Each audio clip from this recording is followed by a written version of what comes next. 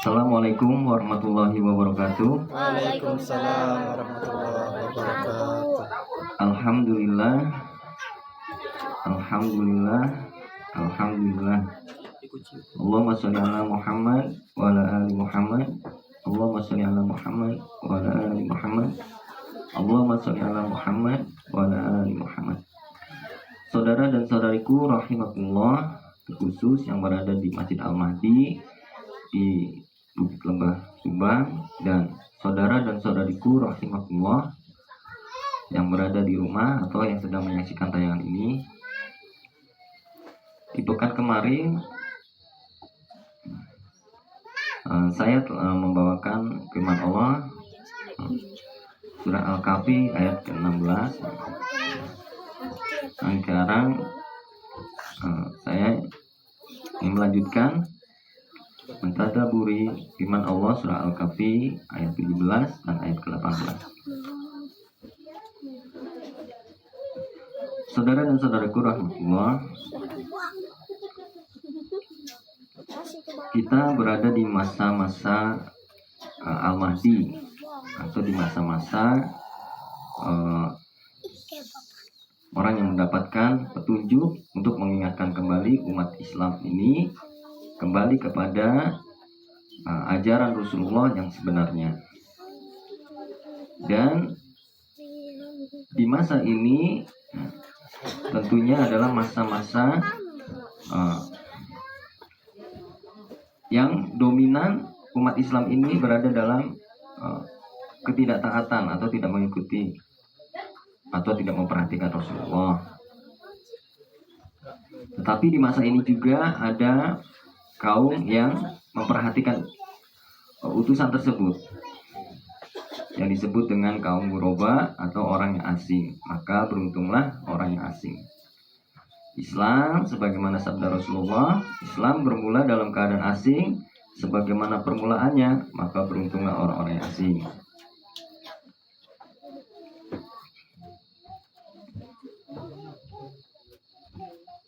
Berikut saya bacakan firman Allah surah Al-Kahfi ayat ke-18. A'udzu billahi minasyaitonir rajim. Wa tara asy-syamsa idza tala'at tazawaru 'an kawfihim dhatal yamini wa idza gharabat taghribuhum dhatal shimal wa idza gharabat taghribuhum dhatal shimali wa hum fi wajhatin min dzalika min ayatillah may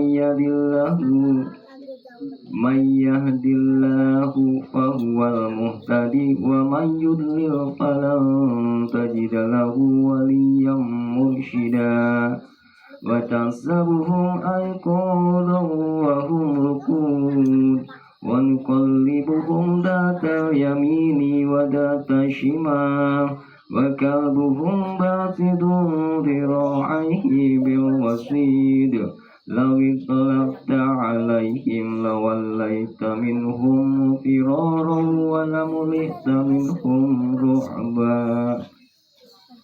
Yang artinya, dan engkau akan melihat matahari ketika terbit condong dari gua mereka ke sebelah kanan, dan apabila matahari itu terbenam menjauhi mereka ke sebelah kiri, sedangkan mereka berada dalam tempat yang luas di dalam gua itu. Itulah sebagian dari tanda-tanda kebesaran Allah. Barang siapa diberi petunjuk oleh Allah, maka dialah yang mendapat petunjuk, dan barang siapa disesatkannya, maka engkau tidak akan mendapatkan seorang penolong yang dapat memberi petunjuk kepadanya. Dan engkau mengira mereka itu tidak tidur, padahal mereka tidur. Dan kami bolak-balikan mereka ke kanan dan ke kiri, sedang anjing mereka membentangkan kedua lengannya di depan pintu gua. Dan jika kamu menyaksikan mereka, tentu kamu akan berpaling melarikan diri dari mereka, dan pasti kamu akan dipenuhi rasa takut terhadap mereka. Saudara dan saudariku rahmatullah, nah tentunya firman Allah ini kita terapkan atau implementasikan dalam masa-masa saat ini. Poin-poin yang ada di dalam firman Allah ini diantaranya adalah Yang pertama adalah perlindungan ilahi di tengah keterasingan. Bagaimana matahari pun diarahkan oleh Allah agar tidak membakar jasad mereka. Artinya dalam gua yang sempit itu Allah jadikan wajibah ruang lapang simbol ya,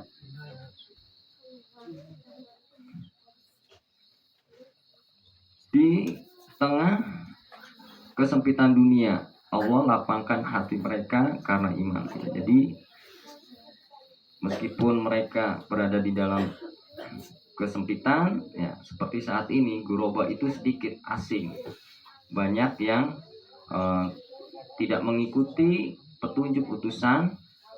Ya, tentunya saat tidak mengikuti petunjuk utusan, Islam dalam keadaan yang tidak baik-baik saja. Tidak baik-baik saja. Sebagian besar dari kita menganggap bahwa saat ini Islam dalam keadaan baik saja. Tapi kita yang pelajari ini tentunya kita mengetahui ternyata tidak seperti itu. Terbukti dengan rusaknya Syam sebetulnya adalah sebagaimana sabda Nabi, kerusakan Syam itu adalah kita ini dalam keadaan keburukan. Tetapi orang-orang Guroba ini atau orang-orang yang asing ini akan dilapangkan dengan iman, ya, karena iman. Kemudian poin berikutnya adalah gua adalah simbol hijrah ideologis. Mereka keluar dari sistem kufur menuju tempat asing demi iman. Jadi Rasulullah mengingatkan kita untuk di akhir zaman ini ujlah mengasingkan diri, ya, berkumpul di tempat yang tentunya aman, ya, yang bisa menegakkan Islam secara benar, secara kafah, mengikuti petunjuk utusan tentunya.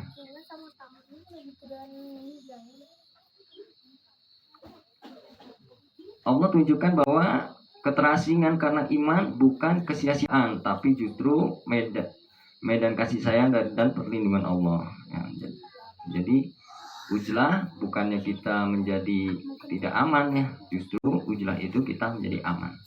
Ingat 73 golongan, satu golongan yang selamat. Artinya 72 golongan itu akan berperang satu sama lainnya, saling baik perang mulut, ya, perang pemikiran, bahkan sampai tentunya saling membunuh. Nah, seperti itu. Dan orang-orang yang ujlah kan mengasingkan diri, maka tidak ikut campur dengan urusan-urusan yang 72 golongan, sehingga menjadi yang selamat. Ingat juga Rasul telah mengingatkan kita agar jangan kafir setelah beriman, yaitu dengan memukul leher saudara atau membunuh saudara kita. Siapa saudara kita? Yaitu yang sholat dan mengeluarkan zakat. Jadi ujlah aman, ya, satu golongan ini tidak ikut campur. Oleh karenanya di dalam mimpi seorang utusan, ya, yang menjadikan petunjuk di akhir zaman,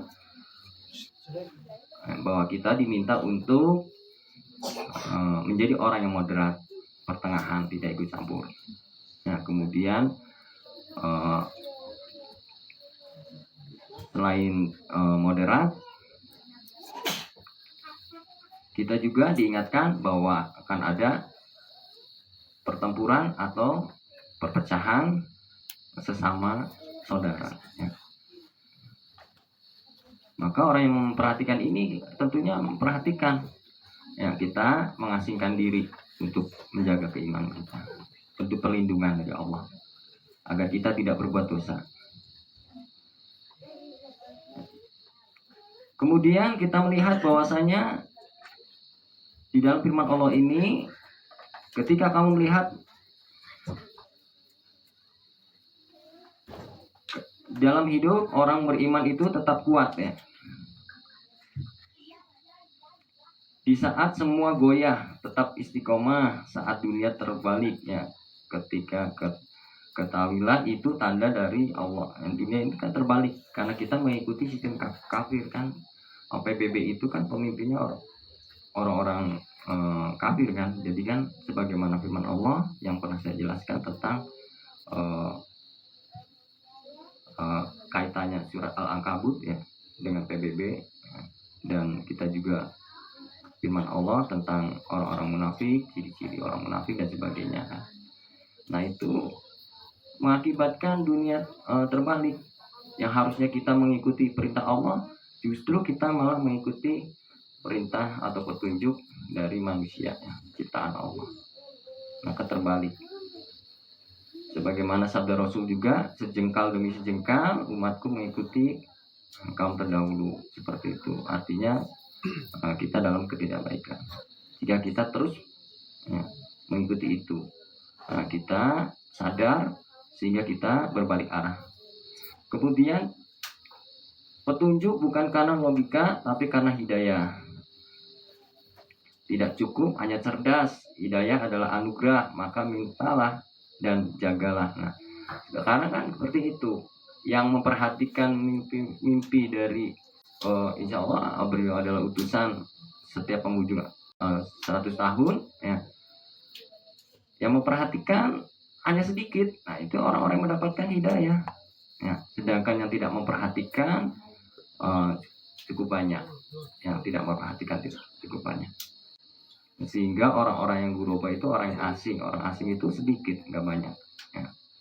Bahkan yang menyerukan bahwa beliau adalah seorang utusan itu ya, yang memegang panji hitam, atau orang-orang yang menyerukan beliau adalah sosok pemimpin itu, sosok utusan itu ya. Sebagaimana jumlah Badar ya 313 orang ya. Dan insya Allah itu adalah yang ada di depan ini kita, insya Allah ya. Kenapa? Karena yang menyerukan beliau adalah sosok utusan itu ya kita. Kemudian melakukan ujlah kita dan sebagainya ya, kita mengikuti. Untuk itu kita ingat bahwasanya orang yang 313 ini akan selalu dimenangkan Allah ya, akan selalu dimenangkan Allah, karena Allah memberikan pertolongan berupa 3.000 malaikat bersamanya. Oleh karenanya, mari saudara dan saudariku rahmatullah, kita pantaskan, kita harus melakukan usaha. Takdirnya kita dikasih tahu sama Allah ya, akan menjadi pemenang, dimenangkan dan dibantu ya, oleh 3.000 malaikat yang Allah utus ya. Nah, tapi kitanya nih bagaimana nih prosesnya menuju untuk mendapatkan itu? Nah, itu butuh usaha. Oleh karena usaha adalah bagian dari takdir ya, usaha adalah bagian takdir. Dan usaha kita ya diantaranya adalah doa. Oleh karena sungguh-sungguhlah di waktu-waktu yang mustajab ya, doa-doa kita. Angkat tangannya ya, Rasulullah angkat tangan tinggi-tinggi hingga ketiaknya kelihatan putih ya. Kita malas, bagaimana ya, Rasul yang sudah dijamin saja ya sangat membutuhkan membutuhkan Allah. Nah, kita sungguh-sungguh sepertiga akhir malam ya, saat kita doa bersama, angkat tangan kita meskipun capek lelah, itulah perjuangan pengorbanan yang akan Allah tentunya anugerahkan hadiah, tentunya dengan pertolongannya, kasih sayangnya ya. Kemudian sholat yang baik ya, untuk mendapatkan pertolongan Allah kan kita sudah tahu di dalam firman Allah sholat ya. Bagaimana sholat yang baik sehingga sholat kita itu dirahmati Allah ya, khusyuk dalam sholatnya, bersegera, ada rasa takut, ada rasa harap. Kemudian dalam doa juga gimana caranya doa itu diijabah, dikabulkan ya, dengan makanan yang halal, hal-hal yang halal ya, jangan yang subhat ya. Kita kan udah menyampaikan, kita kan belajar ya, seperti itu ya, dari baik Pak Fadli dan mengingatkan dan sebagainya. Nah itu saat kita melakukan itu, insya Allah ya, Allah tolong kita dan kita akan dimenangkan oleh Allah ya. Qadarullah ya. karena sudah memasuki waktu sholat isya. Kita cukupkan, insya Allah di waktu berikutnya kita sambung di ayat 18-nya, kita tadabburin. Dan poin intinya adalah bahwasanya Allah menolong kita saat kita memperhatikan firman Allah. Firman Allah ini harus diimplementasikan, diterapkan. Oleh karenanya Rasul meminta kita untuk selalu membaca surat Al-Kahfi itu seperti itu. Di masa inilah surat Al-Kahfi itu kita implementasikan dengan benar-benar. Ingat bahwasanya di firman Allah ini Allah bantu, Allah tolong, dan hanya yang akan mendapatkan seorang penolong itu yang Allah tolong, yang Allah berikan petunjuk saja, hidayah. Biarpun cerdas, tapi Allah tidak berikan hidayah, enggak memperhatikan. Tahu bahwasanya mimpi-mimpi, hadis mimpi-mimpi itu dari Rasulullah yang benar, dipelajarinya tetapi tidak diamalkannya. Seperti itu, karena nggak dapat hidayah. Dan orang-orang yang dapat hidayah tentunya memperhatikan ini semua. Allah mari kita sungguh-sungguh memperbaiki doa kita pada saat sepertiga hari malam. Kita perbaiki sholat wajib kita terutama, karena itulah untuk mendapatkan pertolongan Allah. Dan sabar dalam segala hal. Sakit kita sabar, sholat sabar, mengangkat tangan berdoa sabar, semua gitu. Karena Allah bersama orang-orang yang sabar. Kalau nggak sabaran, ya gimana mau diijabahnya? Itu aja. Saya cukupkan dengan membaca doa kafaratul majelis. Subhanakallahumma hamdika asyhadu alla la ilaha illa anta astaghfiruka wa atubu ilaik. Assalamualaikum warahmatullahi wabarakatuh.